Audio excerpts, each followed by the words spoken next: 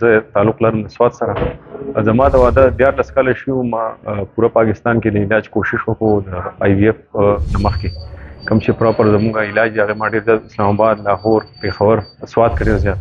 کې پي کې واحد داسې هسپتال دی چې دا قسم کوم علاج چې دی دا پرووایډ کوي خلکو ته. زه مایوسه کېږم ما دلته راشي انشاءالله الله پاک به ستاسو علاج دلته کامیاب. د الله تعالی مشکور یم چې هغه زموږ په دې سنټر په ذریعه باندې دومره غټ کامیابي موږ ته ترلاسه کړم. آی وي اف یو ډېر ګران مرحله ده، هم د پیسو په لحاظ سره او هم د مریض یو اخرنی امید دی.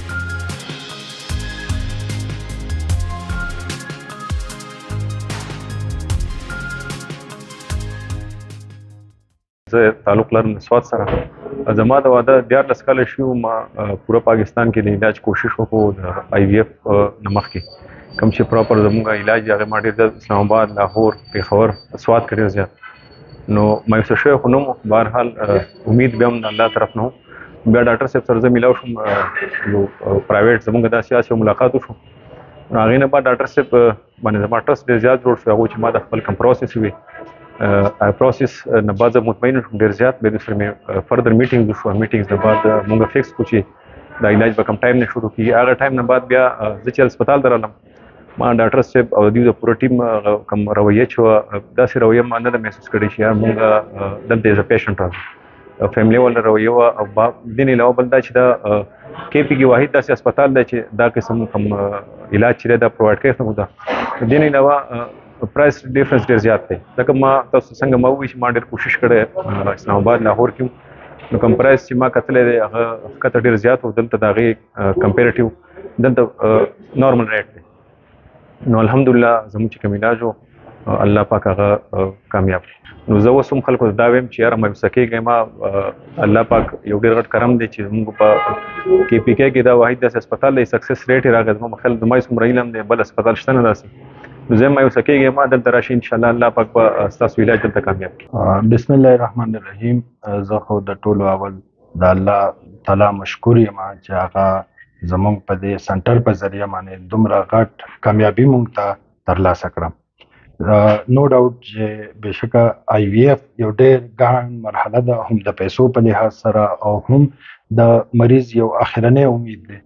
او د دې ناکامه کېدل دا د مریض او د هغو د خاندان دپاره ډېر مایوسکون وي. نو الحمدلله موږ په پریویس چې کوم لاست سیشن کې موږ مریضان کړو پای کې موږ 100% کامیابي حاصله کړه. موږ سره 3 مریضان ول او 3 واړه الحمدلله پازیټیو پریګننسي سره راغلل.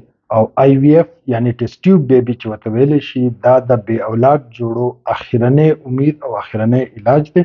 او دلته موږ په سوات، کابل، حمد انډرولوژي اینډ فرټیلیټي سنټر کې په ډېر مناسب دغه سره پرووایډ کوو. پریویس 2023 ډیټا شیر کوم نو زمونږ د آی یو آی سکسس ریټ چې دی نو هغه 70 to 75% تللی دی. زمونږ د ټیسټ ټیوب کم پروسس چې شوي دي وړاندې کم 2 یا 3 بیچز چې ول زمونږ په هغې کې مونږ په مختلف مراحلو کې کامیابي حاصله کړې وه. خو چونکې اخرنی سټیج چې کوم پازیټیو پریګننسیز دي په هغې ته مونږ نه ورسېدلي. لکه زموږ سره فرټیلایزیشن او دا شو خو آخري ایمبریو ټرانسفر نه بعد موږ سره کامیابي نه ملو شو. الحمدلله هغه هم موږ په دې اخري بیچ کې چې دی نو 100% ریزلټ ورکړل. او 3 واړه پیشنټ زموږ سره چې وو چې هغه 3 واړه زموږ سره کامیاب شو او پازیټیو پریګننسي راغله.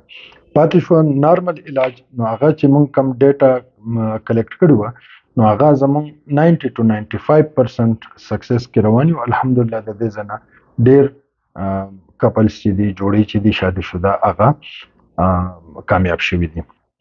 بل د بې اولادۍ جوړو د علاج دپاره به زه یو میسیج د عوامو ته ورکول غواړم. هغه دا دی چې کله واده وشي نو ښځه خاوند پکار دی چې یو کال پاتې شي او د دې ماشومان نه نو هغه د علاج له ځي. او علاج له چې ځي نو خپل خاوند سره د لازم هغه بیایي د هغو ټیسټ لازم دی کوي. ځکه چې په نارینه بانچمن چې دی نو دا زموږ سره ریپورټ کېږي د 45 نه والا 50% میل فیکټر چې دی دا زموږ سره ریپورټ شوي دي. او داسې زنانه دي چې په کلونو علاجونه کوي او اینډ مسله د هغو د خاوند وي. نو کله چې هم تاسو علاج لځئ نو دواړه خپل ټیسټونه کوئ او د هغې نه بعد علاج شروع کوئ، نو ستاسو به د وخت او د پیسو بچت کیږي. دا وخت ریسرچ بیسډ په دنیا کې یو علاج موجود دی، لکه زمونږ دا پرسکرپشن یا دا علاج میتھډالوجي چې تاسو واخلئ، اسلام آباد، لاهور، دوبۍ، انډیا، یو کې، یو اس، نو یو ډاکټر به تاسو ته دا نشي ویلی چې دا پروتوکولز یا څنګه. مونږ بالکل انټرنیشنل ګایډ لاینز باندې یو علاج کوو. اوس تاسو چې کم گروپس یاد کړل، نو زمون قوم د دې سره مخ دی، الله دې ورته هدایت وکړي. د هغو باره کې به زه ریمارکس ورکول نه غواړم، خو اویرنس دا دی چې یو ریسرچ او ایویډنس بیس ټریټمنټ له تاسو لاړ شي چې هغه هر ځای قابل قبول وي، نو هغه به ښه.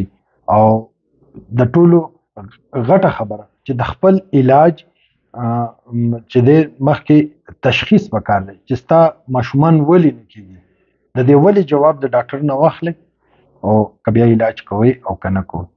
مطلب داسې پیشنټ دی چې مونږ ورته جواب ورکړی چې ستاسو زمونږ سره ټریټمنټ نه کیږي، نو هغې کې بیا دا خلک دعوې کوي چې مونږ کولی شو.